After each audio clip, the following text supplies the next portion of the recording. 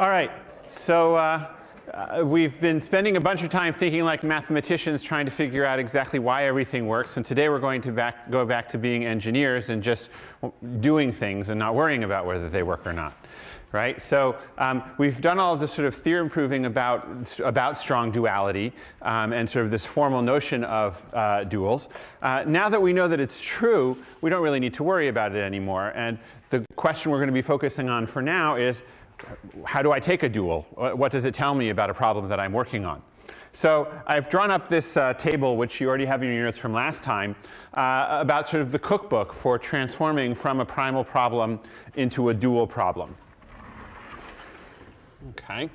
And we can see a few very important sort of aspects of this table. So first of all, when you have your primal problem, which involves some constraints and variables, as you go to the dual, for each constraint in the primal problem, you end up with a variable in the dual problem, and vice versa. This essentially corresponds to the way that you're transposing the matrix, right? In one version of the problem, the rows are the variables and the columns are the constraints. And when you go to the dual, the rows become the constraints and the columns become the variables. Right? Now, we have not actually proved everything here, but we don't care because we're engineers. We started from this sort of weak duality argument,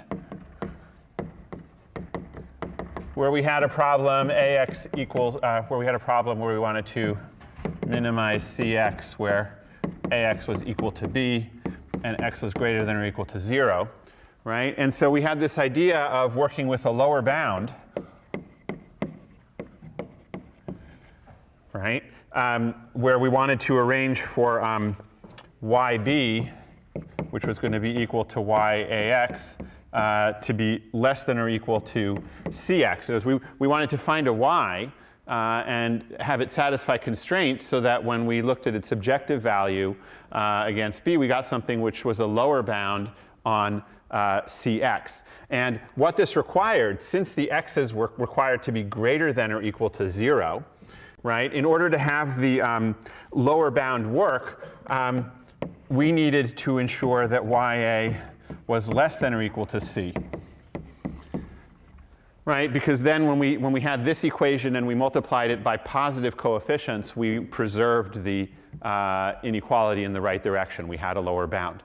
And it's actually from that insight that you can reconstruct this entire table.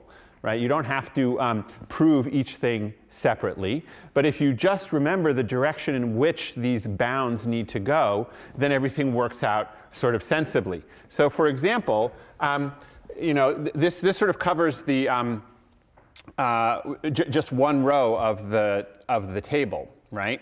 But suppose that we have if instead of having a variable x greater than or equal to 0, we had a variable xi which was less than or equal to 0 in the primal problem.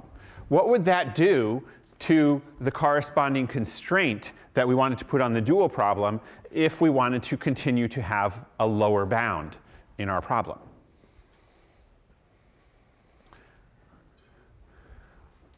Okay, so maybe it didn't sound like that was a question because I sort of ran up to it very quickly. But we were working with this problem where all of the x's were constrained to be non-negative.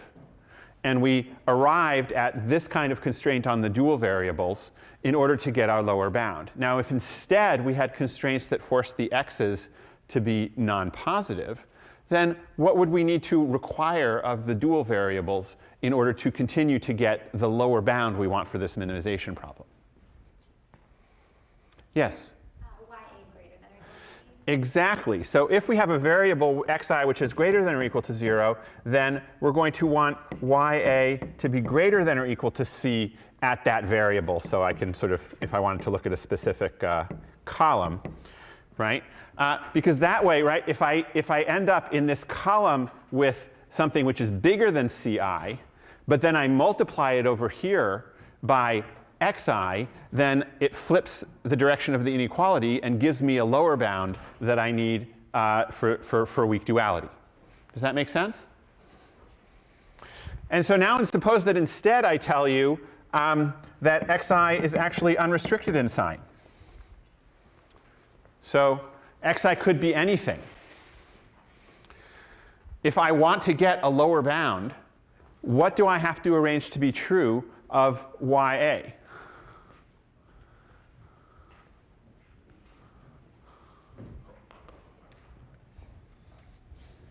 Yes? YAI equals CI? Right. In that case, I need YI equals to CI. How come? Right? This is a stronger constraint. Why do I need to impose this stronger constraint? Because my, yes? Because it's either positive or negative, so you have less than or equal to and greater than or equal to. Exactly. You can actually, that's actually a great way to think about it, is that this is in a sense a combination of two constraints. Right? It's of a greater than or equal and a less than or equal. So the point is that here you could have either kind of xi, right? You don't know whether x is going to be positive or negative. So when you multiply this ya by x, you don't know whether the equality is going to flip or not. And so the only way to be safe and actually get a lower bound is to have the inequality satisfied at equality, because that way it doesn't matter if it flips. Okay? So all of this kind of flows naturally from just working to get a lower bound on the primal problem. Okay? And you can turn that into proofs. But I'm not going to. Okay?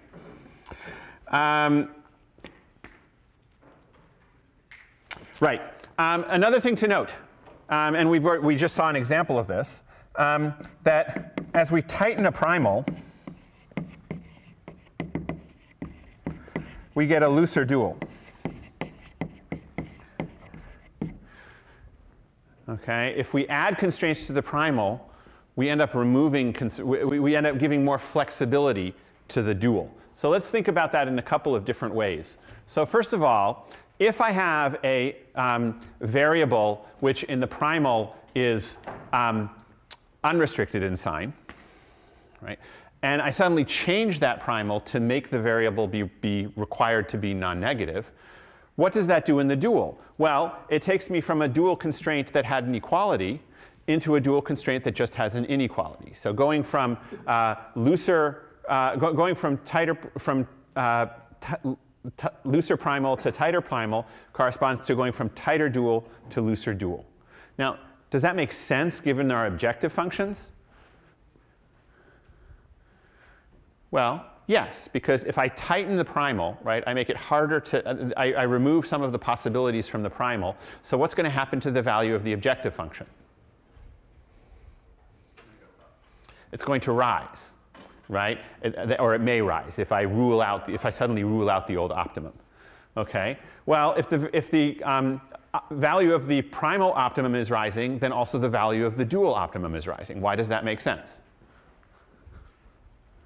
Why should the value of the dual optimum rise when I tighten the primal?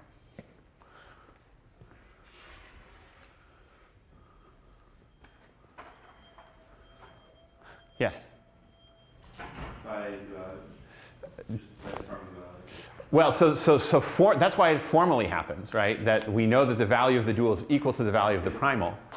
Because the dual is the lower bound of the primal, and the primal is getting higher, so the lower bound should. Okay, so that's if we know the theory, if we know about strong duality. But suppose that I just walked up in an undergraduate class and said, this is how you take duals, right? So if you just started from here being told how to take duals, and I told you that the primal and dual optima were equal, in what way does tightening the primal and pushing up the value of the optimum, what does that do to the dual? Well, we just said that tightening the value of the primal, tightening the primal loosens the dual, right? So when you add constraints in the primal and therefore raise its optimum because it's trying to minimize, you also end up removing constraints from the dual. The dual now has more choices for what its feasible points are. And so since it's trying to maximize and it has more choices, it allows the value of the dual to go up. Okay? So tightening on one side corresponds to loosening on the other, right? More directly, if I suppose that I add a constraint to the primal, okay? Brand new constraint, ax equals b. Okay?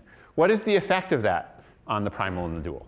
Well, in the primal, I've just added a constraint. I've removed many feasible points, so it seems quite possible for the optimum of the minimization to rise because it has fewer things to choose from.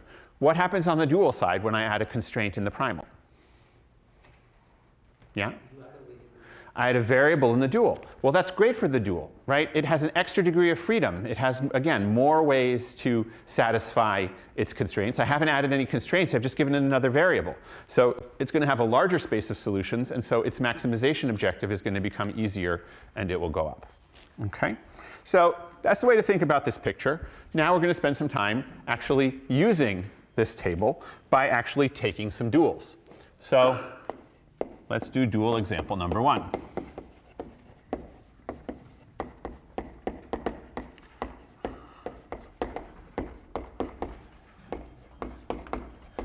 So we're going to think about shortest paths, the first algorithmic problem we looked at in this class. And we're going to sledgehammer it with linear programming.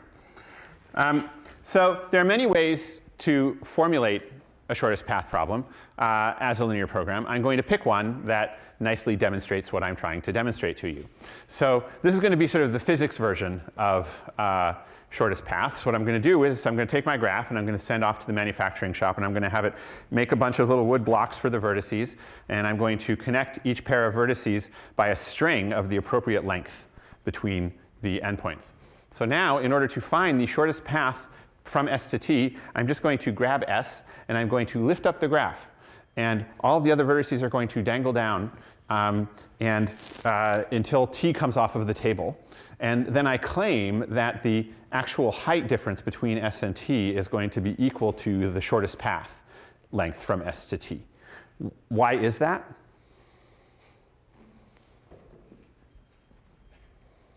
I know it's no fair asking physics questions in a CS class, but yeah? Well, the shortest path will just be the straight line between the two, and that'll be that path, and then all of the loose lengths will just kind of like bunch around. Exactly. So the shortest path is going to be stretched out in a straight line of vertices. And in other parts of the graph, there may be slack, and so some things may just be dangling loosely. Okay?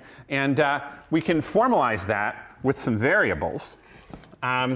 I'm going to write down the shortest path problem as a maximization problem. So calling things primal and dual is kind of a matter of arbitrary convenience, right? It's sort of whichever one you start with is technically the primal. But in order to work with this table, I'm always going to write my dual problems as maximization problems and my primal problems as minimization. So I'm going to actually start with the dual maximization problem, where I'm going to look at this height.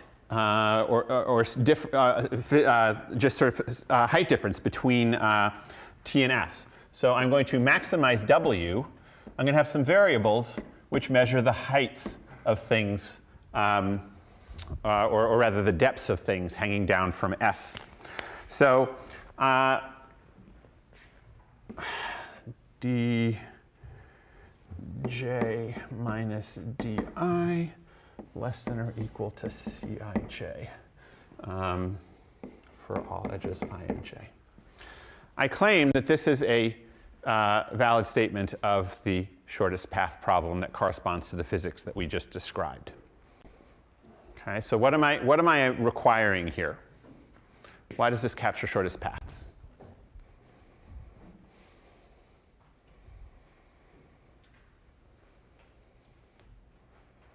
Maybe it doesn't. Maybe I wrote it wrong. But I think it does.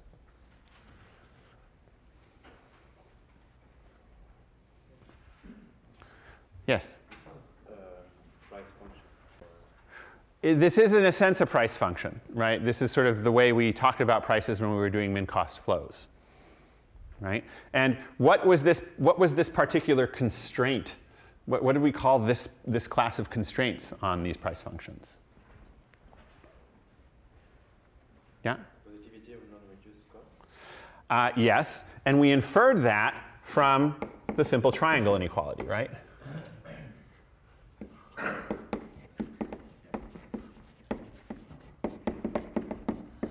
Right? So essentially all this linear program is saying is separate T and S as far as possible while obeying the triangle inequality everywhere. Okay. So people buy this as a shortest path formulation? Let's look at its dual. Okay. So in order to take the dual, we need to stare at the constraint matrix because we're going to be swapping rows and columns. So what does the constraint matrix look like? How many rows and columns does it have?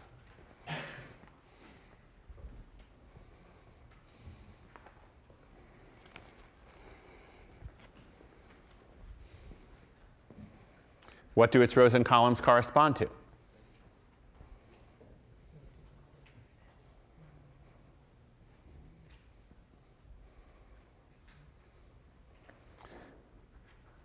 Should I stop asking these two easy questions?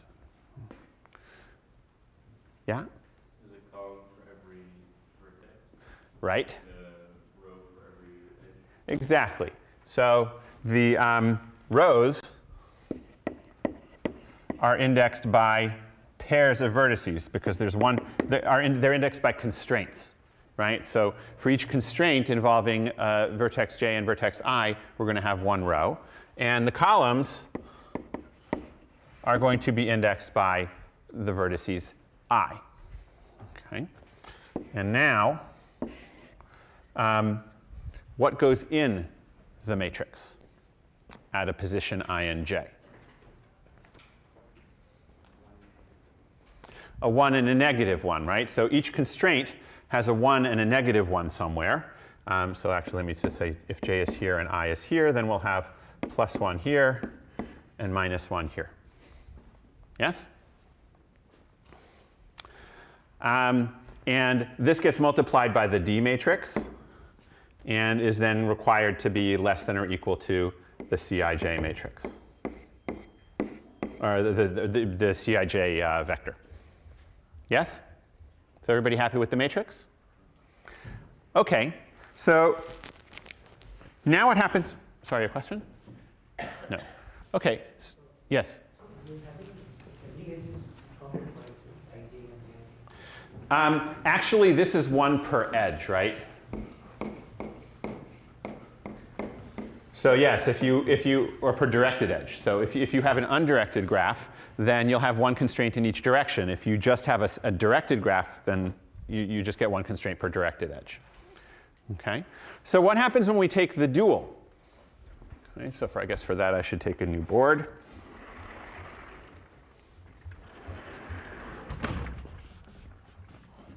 But since I started with what I called the dual problem, now what we're doing is building the primal problem, right?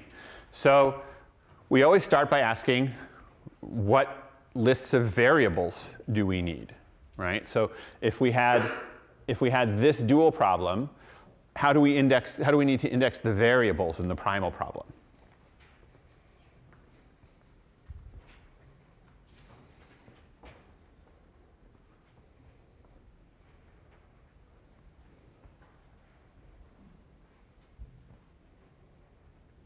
Yeah? Right. So in the dual problem, we had a constraint per edge. And that means that in the primal problem, we have a variable per edge, right? Each constraint turns into a variable, right? So we're going to have a variable, which I will call Yij per edge.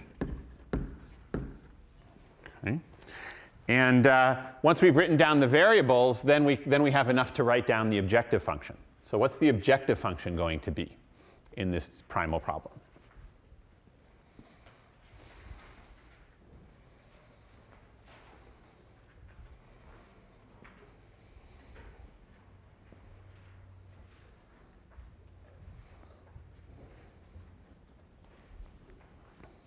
You're going to be doing a lot of these on your homework, so it's a good time to practice now. Yes? You're going to be multiplying the value of the variable corresponding to an edge by the length of the edge. That's right. And why the length of the edge?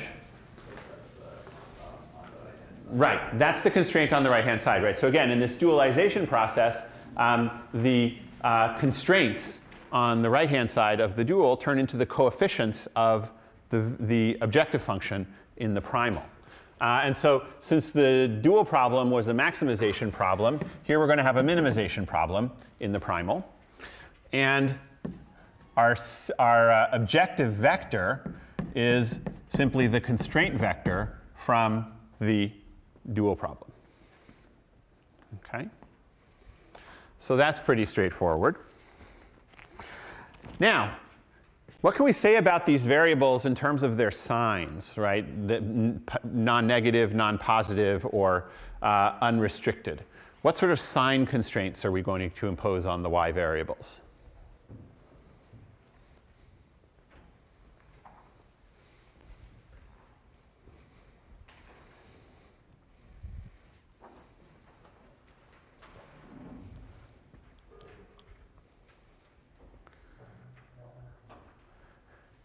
Yes? Greater than or equal to 0. Right. And why is that? Well, we can't have negative edges, and also our constraint in the dual was lesser than or equal to. Right. So can't have negative edges. That's sort of physical intuition, but it doesn't give us something for sure that we can always trust in the math. But the second thing you said is exactly right. That remember what I said last time, that a constraint that's in the right direction for your objective function turns into a variable that is positive or that is non-negative, just like the physical forces analysis that we did last time. So in this dual problem, I had a maximization problem, and my constraints are upper bounds. So those constraints are in the right direction, right? If you're trying to maximize something, then an upper bound is what's going to stop you. And therefore, the variables corresponding to those constraints are given non-negative restrictions. Okay? So now we have everything done except for the constraints. So how do we figure out the constraints? So how many are there, or what do they correspond to? Yeah? Right. So constraints in the primal correspond to variables in the dual. We had one variable per vertex. So here we have a constraint per vertex. Okay. And more particular, they correspond to the columns of the matrix, whereas the dual constraints corresponded to the rows. So what do we read out of a particular column?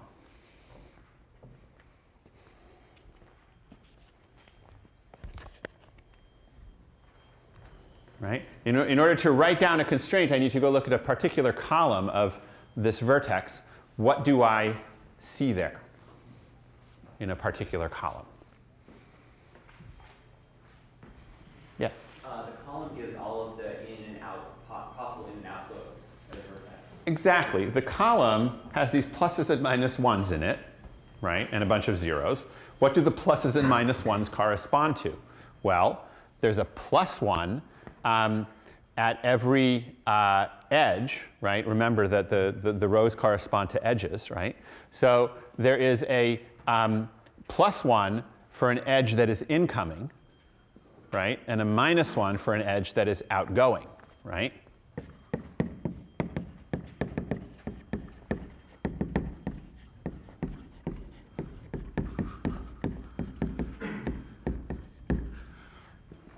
Okay. So I claim that, incoming edges correspond to, right, so edges correspond to these variables ij. So if I combine all of these coefficients for a particular vertex I, right, what I'm going to end up saying is that the sum of yji's, because these are edges that are outgoing from, that are, did I say this backwards already? Plus went from I to j, so it's incoming is plus 1. Yeah, so it's yeah, so I think it's yij minus yji, right? So we took plus ones on all of the things incoming to j and minus ones on all of the things coming out of j, right? And now, what kind of constraint do we put, and what sort of value do we put on the other side of the constraint? So we've got three choices, right? It can be an equality constraint or an inequality in two directions. Which one is it?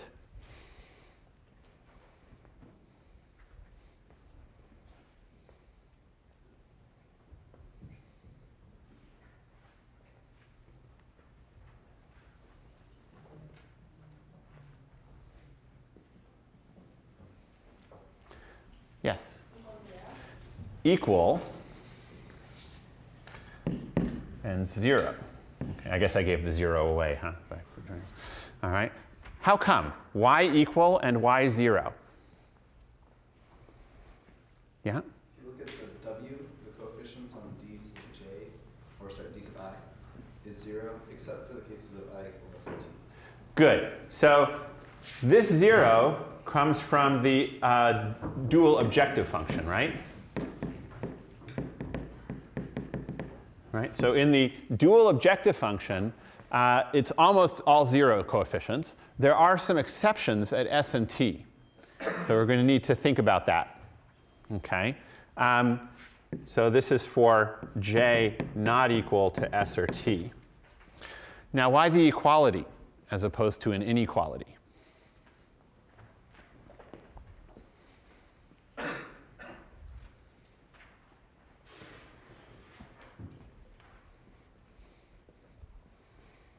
Yes? There were no constraints on the sign of your variable. Exactly. So the equality comes because up there, our d's were unconstrained, UIS.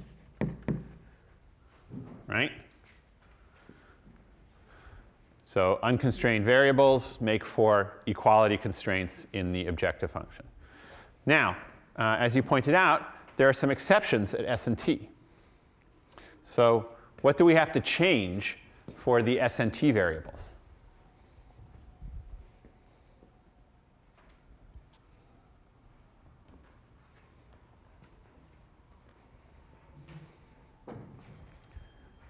Right? We've got one of these constraints for each vertex j. We put a 0 over here because of all the 0 coefficients in the objective function. But S and T are not that way. So what goes on in the constraints corresponding to S and T?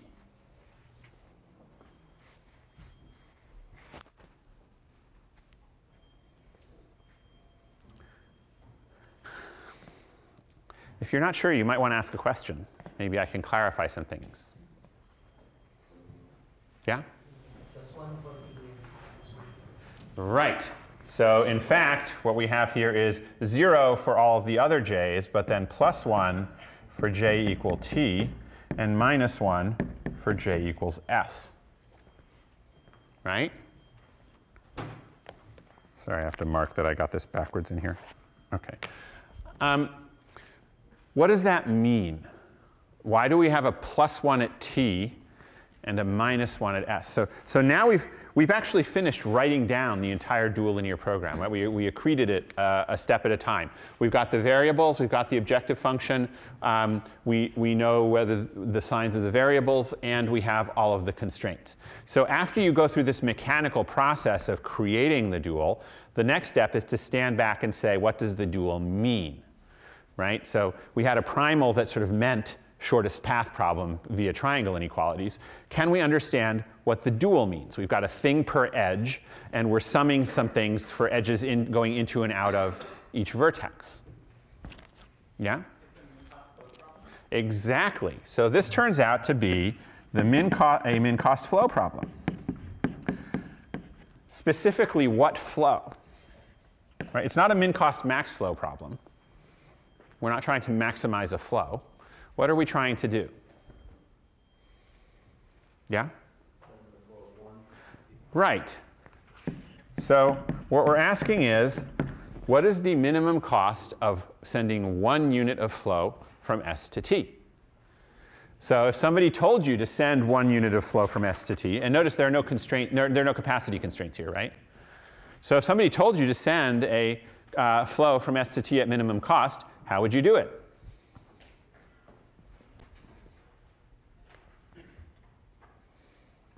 Yeah? Using a convex combination of minimum distance paths. That's too much work if I just have to send one, if I have no constraints on the capacities, right? If I just want to send a min-cost flow, what should I use? Find some shortest path, right? It's obviously going to cost me that much per unit of flow. And by using a shortest path, it costs me no more. So this sort of reveals a connection, right, just through this mechanical process and some interpretation, that the triangle inequality that gives us shortest paths, right, in one perspective, we can instead look at a flow carrying perspective that also tells us about shortest paths, and vice versa. Okay. So any questions about this? Yes? Can you explain how we got the objective function? Yes, that's great. So if you remember our duality process, right, we sort of had this min cx where ax equals b and x greater than or equal to 0. So in the transformation, we turn that into maximum of yb. I'll get my transposes correct this time, such that ya is less than or equal to c, right? So notice that the right-hand sides of in other words, the bounds on the constraints turn into the coefficients of the objective function. And vice versa, that the coefficients of the objective function turn into the right-hand sides on the constraints. And so that's what we did over here as well. So our primal objective function, when you think about it as a dot product, it's dot product the dj variables with a vector that is +1 at t and -1 at s, right? And so since we have a +1 at t and a -1 at s, then when we take the dual process, we get a constraint that is +1 at the constraint that corresponds to t and -1 at the constraint that corresponds to s. Yeah? And what if we had a constraint that had the inequality in the other direction? How would it appear in this vector? So if we used a greater than or equal constraint in the dual? Say there was some other. Yeah. So again, going back to our table, if we flip a constraint from being a less than or equal to a greater than or equal to constraint, what does that do? Well, from each constraint on one side, we get a variable on the other side. And flipping the direction of the constraint corresponds to flipping the sign of the variable. It wouldn't affect the objective function? Nope, not at all. Right? The objective function only is determined by the constraints by the constraint values on the other side. Right? Of course, again, thinking back to the physical intuition that we were talking about, right? We had a sort of a positive force when the constraint was preventing the ball from going down, right? If we flip the constraint so that it's trying to keep the ball from going up, then we need to turn the force over as well. Okay? Yes. How do I construe the optimality constraint, the optimality condition we had on the main cost in terms of price function? You mean the feasible price, the fact that sort of feasible prices correspond to? The residual graph, how do I? Yeah, I will be answering that question in I think about 20 minutes. So let's hold it till then. Okay. Other questions? All right, then let's do the whole thing again.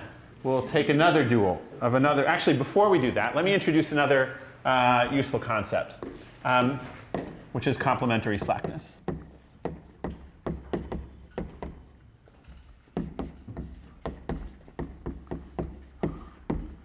So I introduced this specifically for min-cost flow, but now we're going to see it in a very general form. Okay. So recall that we've been talking about this primal and dual. And suppose that we're given feasible solutions for the primal and dual. Okay.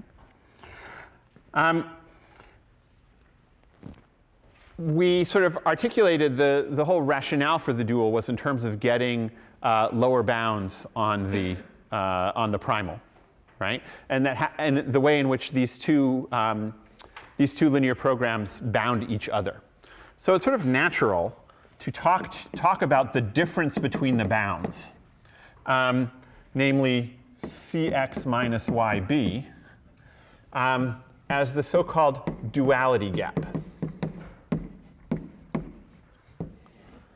So if we have a feasible primal and a feasible dual, the space between them tells us how far away we are from the optimum of either one, right? We know that the optimum lies somewhere in between these two objective values, right?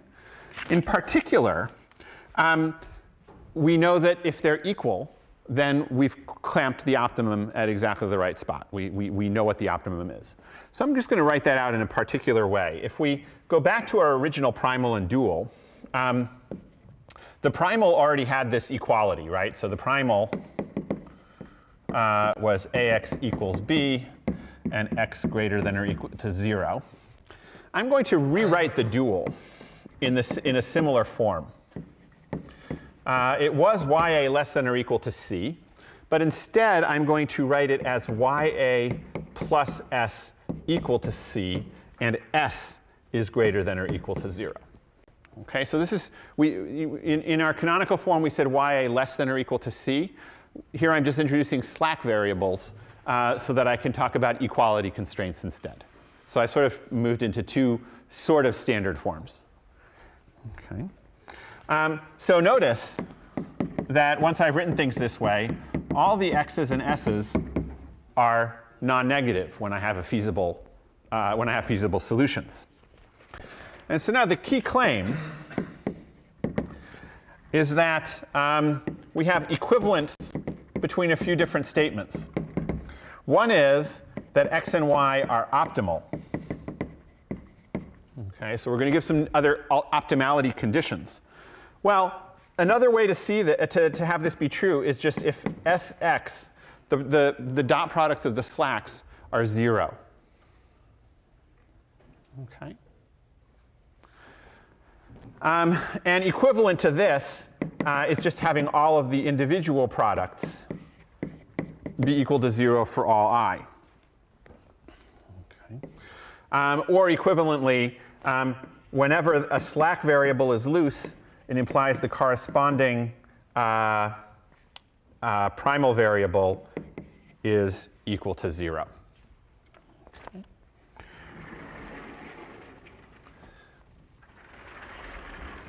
And the proof of this is pretty straightforward. We simply observe that Cx is equal to Yb if and only if, well, C is just Ya plus S, right? That's the definition of the slack variables. So that gets multiplied by x. And that's equal to y.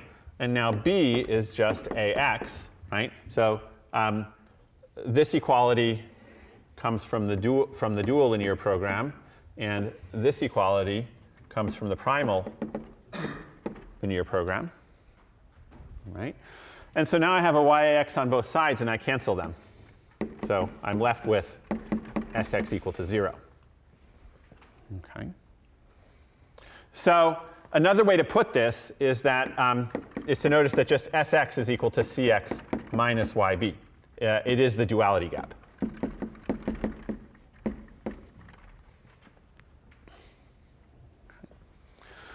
Now, where do these other ones come from? That's sort of the individual products, right? That equivalent to having the dot product be 0 is to have the individual products be 0. Why is that? Yeah? Exactly. So, right, since all the Si and Xi are greater than or equal to 0, the only way to have S dot x equals 0 is if all of the individual coefficients are equal to 0. Okay. So these are all equivalent statements. Right? But the intuition behind them, or the idea behind them, is that at opt, you cannot have a variable xi and dual constraint, a corresponding dual constraint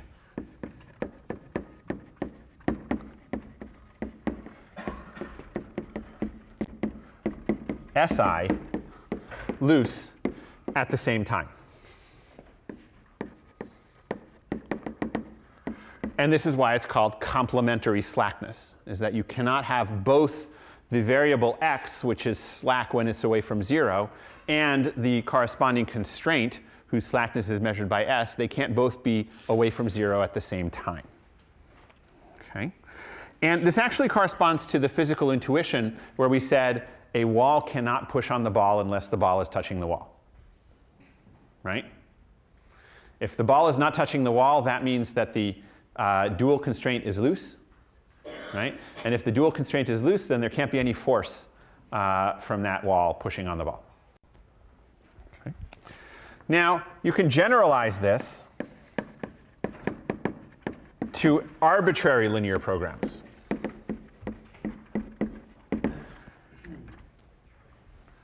and just say that a pair of feasible points are optimal if and only if you have complementary slackness on both sides. So first of all, yi times aix minus bi needs to be equal to 0 for all I, and also cj minus yaj times xj is equal to 0 for all j. So again, either the variable is 0 or else the slackness in the corresponding constraint in the dual problem is 0. And that if that's true in both directions, or sorry, that is true in both directions if and only if you have an optimal point.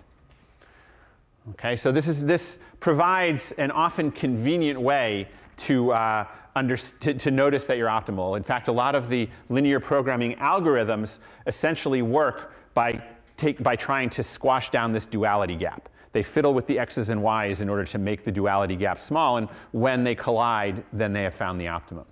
But the first use we're going to put it to is just to understand more about is that it's something we can say is true when we have an optimum point. So it lets us characterize the optima in an interesting way. Yes, question? Probably a silly question, but is that an if and only if either of the statements are true, or? No, it's both, right? So it's a conjunction of all of these things that has to be true and will be true at optimum.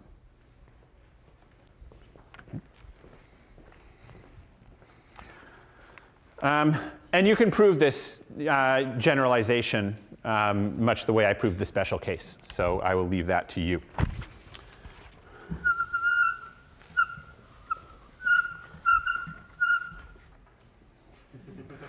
I'm used to chalk squeaking, but that's kind of cool. All right. So back to duality practice. Actually, it's a good time for a break. Let's take a break, and then we'll do some duality practice.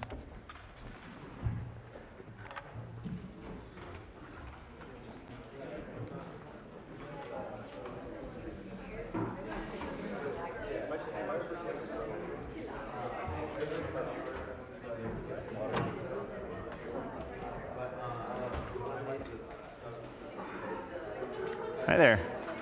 Did you see my email that I sent you like a few days ago about sentiment analysis algorithms? Maybe. It's past my horizon. Yeah. I can go looking for it again. No, I didn't say that much. Basically, I said like I'm working on a project with a friend of mine who's a math major, and we want to do like some. Oh yes, I did see it. I forwarded it to a student of mine who did some sentiment analysis, but I guess he hasn't gotten back to you. Okay. I'll dig it up and try to make it move. Okay. So there are people at MIT who. Well, he's graduated, but yes, this is. I mean, sentiment analysis is a very common topic. Actually, one of our NLP faculty, Regina Barzilai, does a lot of work that involves sentiment analysis. Yeah, it seems like it's very well protected. Like people, there aren't any open source. Oh, sure there are. I've done a lot of searching, and the ones that I found were like very, very naive. Maybe I'm right. Well, the great thing about machine learning in general is that naive things tend to work quite well, and you just get a few extra % by you doing the really clever things. A student asked for an extension last Friday. You never responded to. Oh yes. I mean, she's turned in the PSET, so I'll go back and figure out whether she should get full credit or not. That's because she turned it in, right? Yeah. So you'll now get back by the end of today, maybe. Oh sure. Okay. Yeah.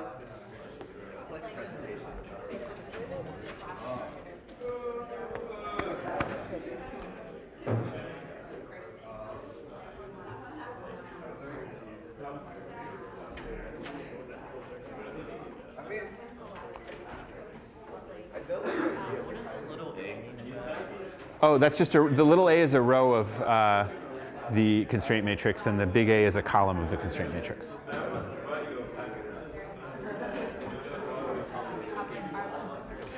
Okay, back to work. Back more dual practice.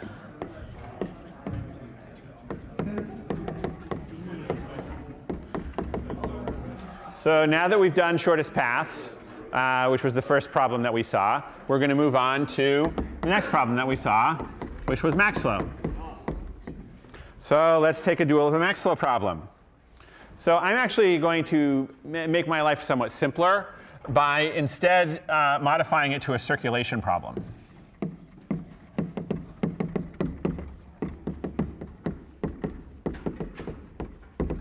I'm going to take my max flow problem, which says to send the maximum flow from S to T. And instead of having special cases where S and T are not balanced, I'm going to add an edge from T to S to carry all the flow back to the beginning, so that any flow in the original graph corresponds to a circulation in this new graph. However, I want to maximize the flow, and so I'm going to ask for a circulation that maximizes the amount of flow traveling back from T to S. So I'm going to have my infinite capacity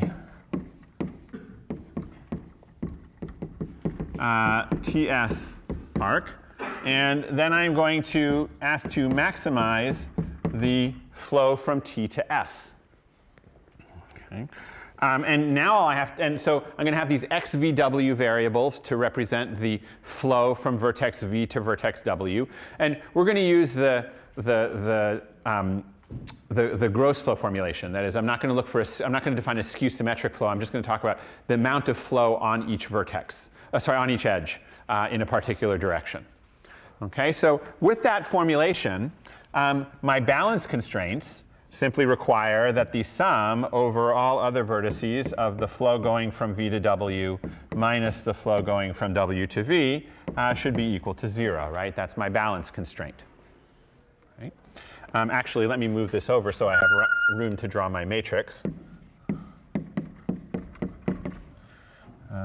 Sum over W, XVW minus XWV should be equal to 0. What other constraints do I need?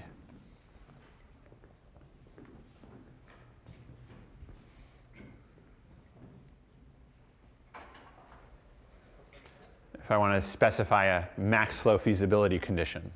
Yeah? Capacity. So how do I write that? But we don't use these for capacities because then we couldn't solve min-cost flow problems. So XVW less than or equal to UVW. And what else do I need constraint-wise? Well, to keep it in sort of the gross flow formulation, I'm going to require that each XVW be greater than or equal to 0. Okay, so no negative flows anywhere. Okay. So again, we're going to go through the same process of constructing the dual solution.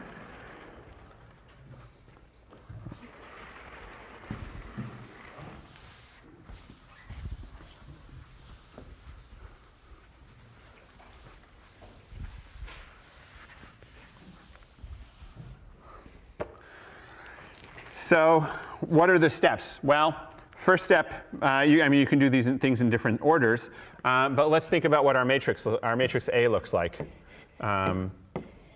in our constraints, right? So this multiplies by a given x, and this gives us a constraint which is less than or equal to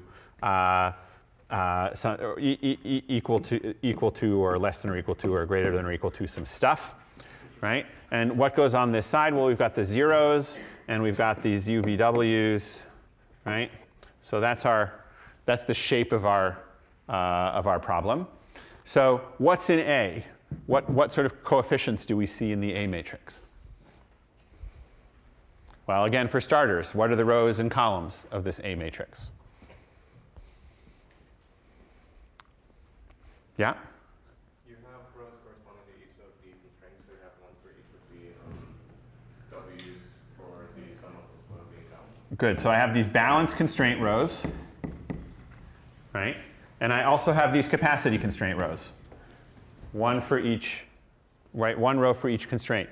And what do I have for columns? Well, the columns correspond to the variables, right? So I have a column for each XVW. Okay. Now, looking ahead, right? When I've got a row for every constraint in the primal, what do I get in the dual? Well, I get a variable corresponding to each of the constraints in the primal. So I'm already going to pick my variables. How are my balance constraints indexed?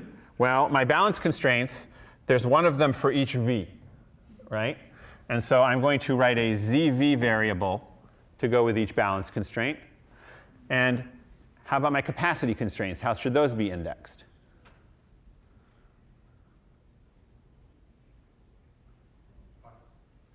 What was that? Somebody said something, but I didn't hear.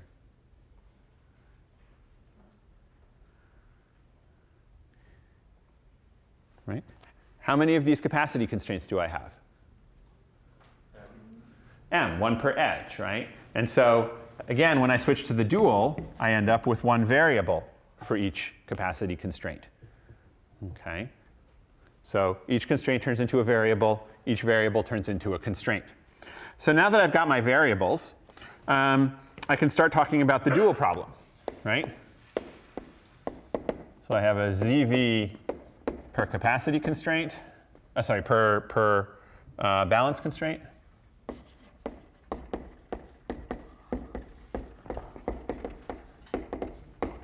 And I have a YVW per capacity constraint. And now I just need to start putting them all together. So first things first, what do I say about the signs of these variables? Are the ZVs unrestricted in sign, or non-negative, or non-positive?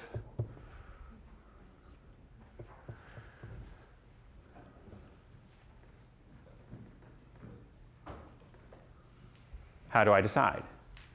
Yeah? Why are they unsigned? Because they're constrained. Exactly. There's an equality constraint, so the corresponding variable is unrestricted. What about the YUVs?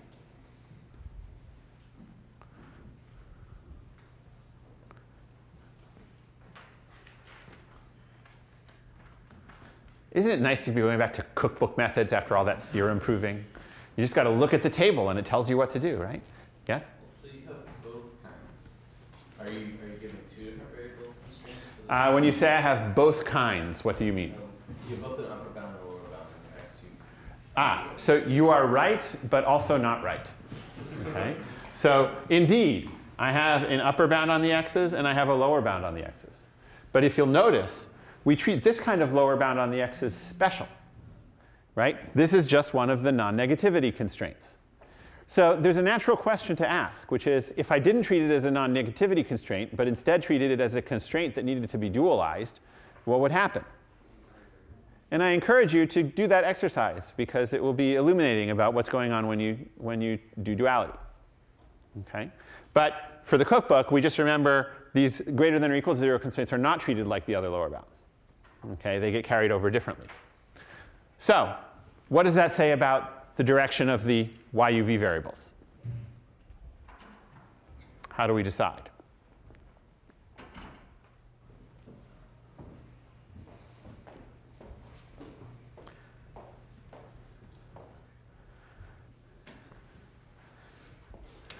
So it's always hard to tell whether people are too far behind or too far ahead.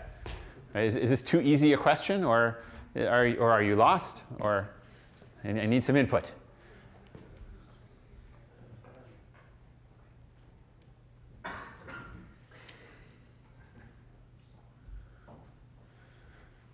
All right. YVW would be all positive. How come? Because the capacity constraint is less than the bound. And you have to attach that to one other fact. Right? So the capacity constraint is an upper bound. Yeah.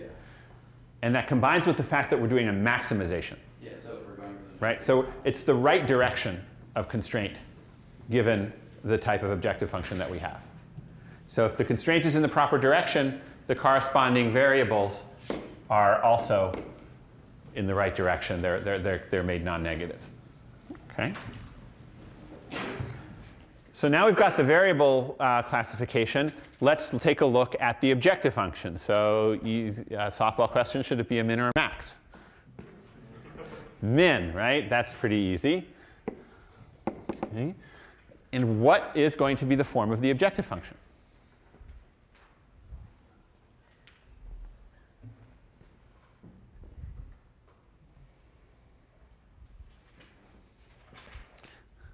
You know, my son's taking an economics course at Chicago this year where people don't raise their hands. The professor just calls on whoever he wants.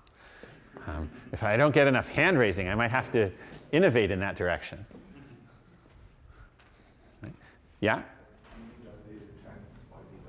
Good. So what's the process?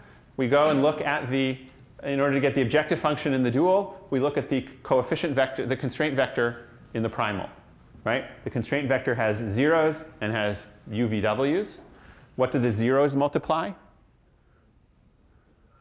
The zeros multiply the ZVs. The UVWs multiply the YVWs. So we just have sum of UVW, YVW. Okay. Now, what sort of constraints do we need to generate? How do we know how many constraints we need to make?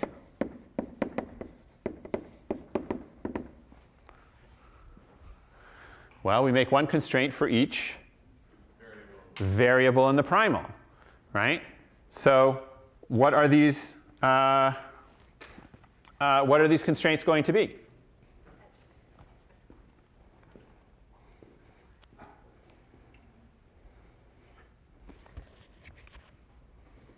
Well, where are we going to read off their coefficients? Again, in the primal problem, we got the constraints by running across the rows of the matrix. In the dual problem, we're going to get the constraints by running down the columns of the matrix. So we need to understand now what's in the matrix. So what's in the matrix? What coefficients go there?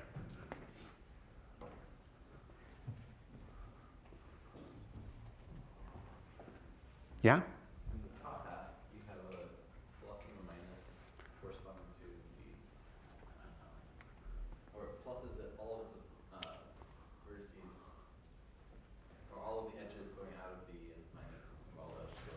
Right, so we have a +1 for something, sorry, which direction? So we have a +1 for edges that are going out of V, right? And a -1 for edges going in to V, and zeros everywhere else. Okay, so a bunch of pluses and -1s. Okay, and what about at the bottom? Sorry, at the, no, that's it, right? So that's at the top of the matrix, at the balance constraints. What about down here in the capacity constraints? Yeah? You just have the identity matrix, all right? Being a theoretician, I consider 2 equal to 1, so yes? What about the bottom constraint, though? Don't you have to have 2 of them?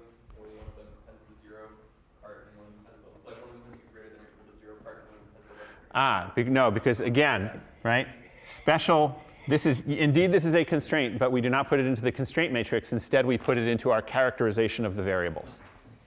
Okay? No, that's fine. OK, so now we have the shape of our matrix. So now what happens when we read down a column? What do we see? Right, so now we're looking at the column for our particular edge from V to W.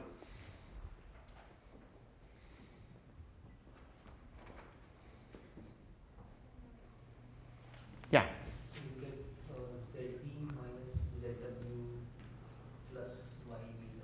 Good. So coefficient-wise, right, when we're looking at a particular edge, there's going to be one vertex that it comes out of, and we're going to see a +1 there.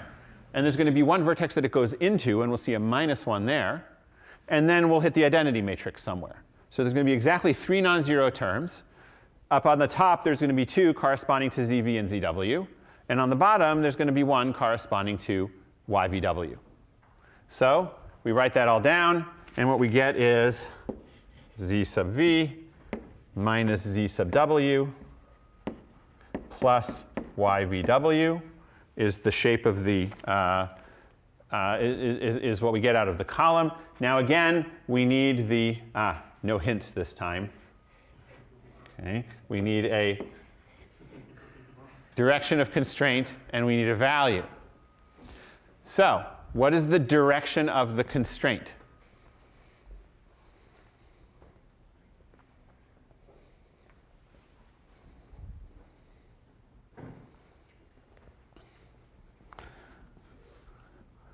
So again, to understand the constraint in the dual, we need to look at the corresponding variable in the primal, and what aspect of the variable in the primal tells us about the direction of the constraint in the dual. Yeah? The sign. So what's the sign? So the sign of the variable in the primal is non-negative, right? It's the natural sign. And so what does that tell us about the dual? Well, a natural sign variable corresponds to a natural direction constraint. What is the natural direction of constraints for this dual linear program? Yeah? Right, because we have a minimization problem, right? So to stop things from minimizing, we put lower bounds. And now all we have left to do is fill in the value of the coefficient. So what goes in the box?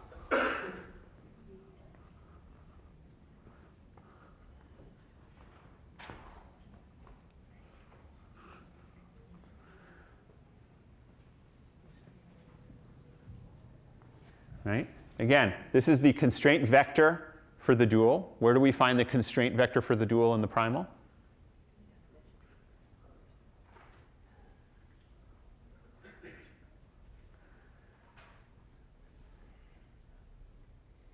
Right? This is the vector that we called B, or maybe C, right? In the, depending on whether this is the primal or dual. So where is it? Where is it in the other problem? Yes. Exactly. So the constraint vector comes from the objective function in the other LP. The objective function in the primal LP is all zeros except for a single coefficient, right? Which is 1. So what we get is 0 here, except we get a 1 when v equals t and s equals w. I should have put this the other way around. So 1 for v equals t and s equals w, and 0 otherwise. So just to sort of write down the special t-s case, what we have is that zt minus zs plus yts is greater than or equal to 1. Okay, and all of the others are greater than or equal to 0. Okay. So we have completed the mechanical cookbook process of taking the dual, and now we are up to the artistic process of understanding the dual and giving it a metaphor. So let's try and figure out what the what sort of metaphor we can read out of the dual. Okay. So does this appear familiar in any way? This shape of constraint? Triangle inequality. This looks a lot like triangle inequalities. And in triangle inequalities, this is an edge length, right? So we can think of the YVWs as playing the role of lengths. Okay.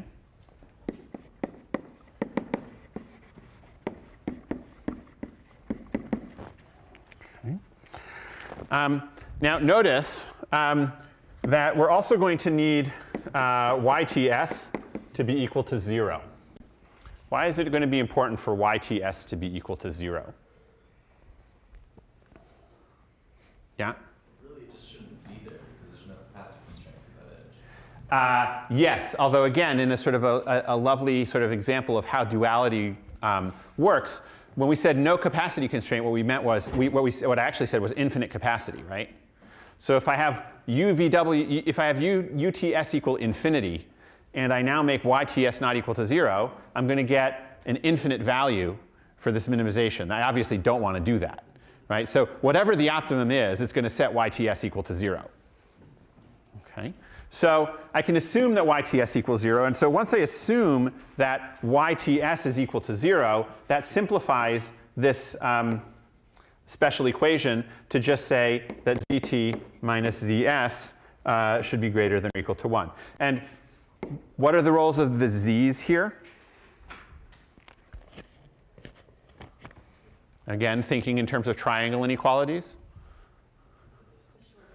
they're distances, right? So zt can be thought of as a distance. Now, a distance from what? Well, notice that all of the z's appear sort of relative to one another, right? It's always a difference between two distances. So if I add a constant to all the distances, it doesn't change anything, right? So I can just assume, without loss of generality, that zs is set to 0, right? Or I could set zt to be equal to 0. It doesn't matter. And if I do that, then zv is equal to a distance from s.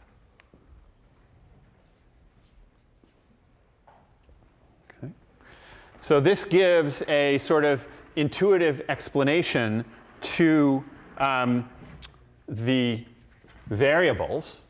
And once we've assigned these meanings to the variables, what's the objective function? And what are the constraints doing?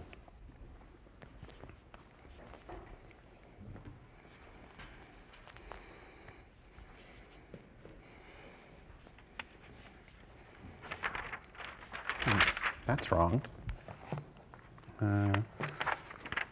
Sorry, sometimes I say things that are totally wrong in my notes. So I should probably fix them.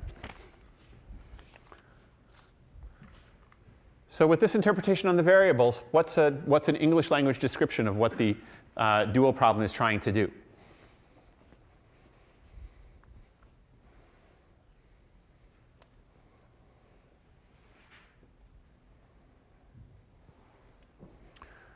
So what does the constraint zt minus zs equals 1 mean?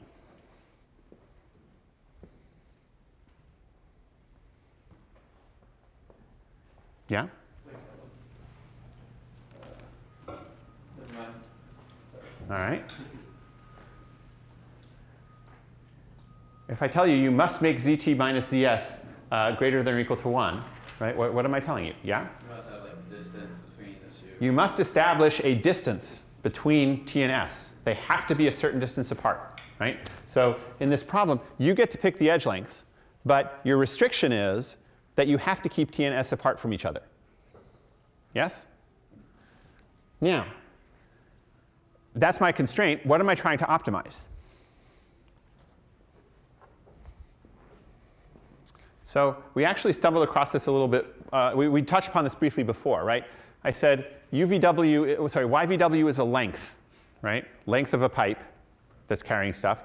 UVW is capacity, which, if you think about it, is defined by the cross-sectional area of the pipe. So I'm multiplying a pipe length by a pipe cross-sectional area. What am I getting? Volume. Yes? So what am I trying to optimize? I'm trying to minimize the total volume of the network, right?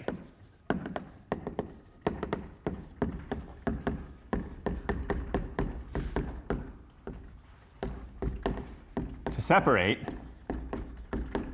S and T by 1.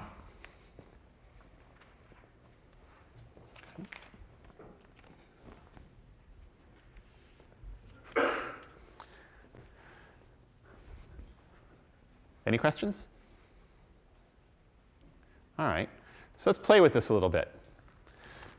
If I told you to separate S and T by 1, make sure that they were distance 1 apart, what sort of heuristic might you use in order to do that? What would be a good way to separate S and T? So let's forget about the by 1. If you need to separate S and T in this network, how are you going to do it? Yeah? Find the main cut. Yeah. Right? I'm going to cut the graph. Right? To separate S and T, I want to cut the graph. Let's translate this into distance 1. So right, if I want to set the distance from S and T to be 1, how do I do that? Using a cut.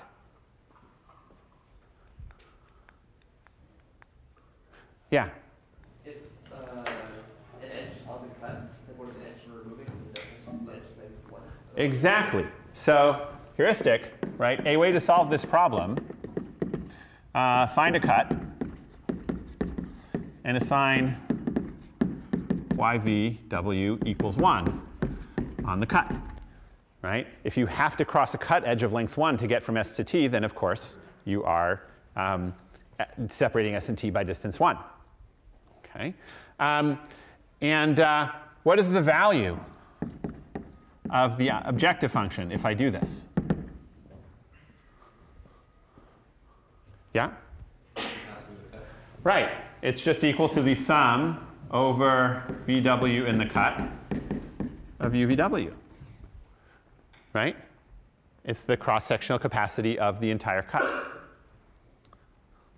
So what have we just proven? What about min cut max flow? We haven't quite proven the whole thing. But what have we proven?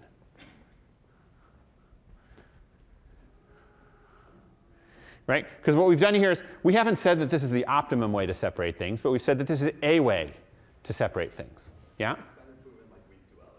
Exactly. So we have shown that the min cut is less than or equal to the max flow. Right? Because this maximization problem of separating S and T is a lower bound on the, this minimization problem separating S and T is a lower bound, an upper bound on the optimization problem of sending the maximum amount of flow. Right? Sorry, did I say that backwards? You know what I meant, right? Yes, thank you. OK, so we've proven something about min cut max flow, but in fact, we can use this same trick to prove everything about min cut max flow. What I'm going to do is I'm going to dust off what I just conveniently, it's just so convenient that I was taught this just before now, complementary slackness. OK, so let's invoke complementary slackness. In particular, I want to consider an optimum solution, x and y, to these two. We know that these problems have optima. They're both bounded. They're both feasible. Right?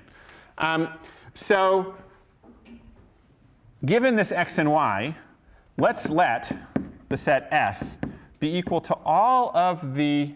So in this cut example, right, we set this cut. We put 1 unit of length on every edge crossing the cut. So how would you describe the two sides of the cut? Well, one side of the cut is not a unit away from S, right? And the other side of the cut is a unit away from S. So let me look at the cut that's defined. I'm looking at an optimum now. It may not be in this form, but I can still define an analogous cut by considering all of the vertices whose ZV values are less than 1. Okay, so I'm just drawing a boundary at distance 1 from S, and taking all of the vertices on one side of that distance 1 boundary and all of the vertices on the other side of that distance 1 boundary. Okay. And now the first thing to notice is that little s is in this set, right? Because ZS is 0. On the other hand, T is not in this set, right? Because ZT is equal to 1, or is greater than or equal to 1. So this set is an ST cut, right? But now let's talk about this cut. Suppose that VW leaves S. In other words, V is inside of S, and W is outside of S. What can I infer from that using complementary slackness? Well, what does it mean formally for VW to leave S? It means that V is at a distance less than 1, but W is at a distance greater than or equal to 1. Right? So in particular, that tells us that YVW, which according to the constraints is at least ZW minus ZV. So what can I say about ZW minus ZV?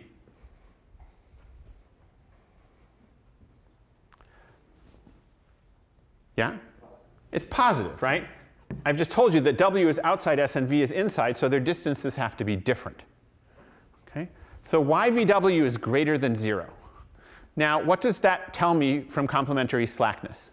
Here I have a variable which is slack. It's away from 0. Complementary slackness tells me that the corresponding constraint has to be tight. Right? If the variable is slack, then the corresponding constraint is tight. What is the corresponding constraint to this YVW greater than 0 restriction? Or sorry, to this YV, sorry, I didn't say that quite right. So the fact that YVW, sorry, I said it right. So YVW is a variable which is slack. So what's the constraint that corresponds to it? Yeah? The capacity constraint on the edge. It's the, right, so remember that we made a variable for each capacity constraint on an edge. So if the variable is slack, the constraint has to be tight. In other words, what? The edge has to be filled. XVW equals UVW. Right? So if we have a slack YVW, then we have a tight XVW less than or equal to UVW. Okay? So that's nice. So we've just shown that any edge leaving S has to be saturated. Suppose, on the other hand, that VW is entering S. Well, if VW is entering S, that tells me that ZV is bigger than ZW. Right? Just a reversal of the other side. Now, we also know that YVW is greater than or equal to 0. That's part of the constraints. So if we put these two things together, we find out that ZV plus YVW is greater than ZW. Right? Now you'll notice that this, right, ZV plus YVW minus ZW is what appears in that constraint over there. So when I say that, if I can rewrite this as ZV minus ZW plus YVW is greater than 0. So what's the English for that? What does that mean? This is a slack constraint. If I have a slack constraint, what does complementary slackness tell me? It tells me a variable is tight. Which variable corresponds to this constraint? Yeah? XVW is the corresponding constraint, right? Or sorry, XVW is the corresponding variable to this constraint. And so it's going to have to be equal to 0 in order to be tight. Okay. So what has this shown? We've now shown that if VW leaves S, it's saturated. And if VW enters S, it's empty. Okay. All the edges leaving the cut are saturated. All of the edges entering the cut are empty.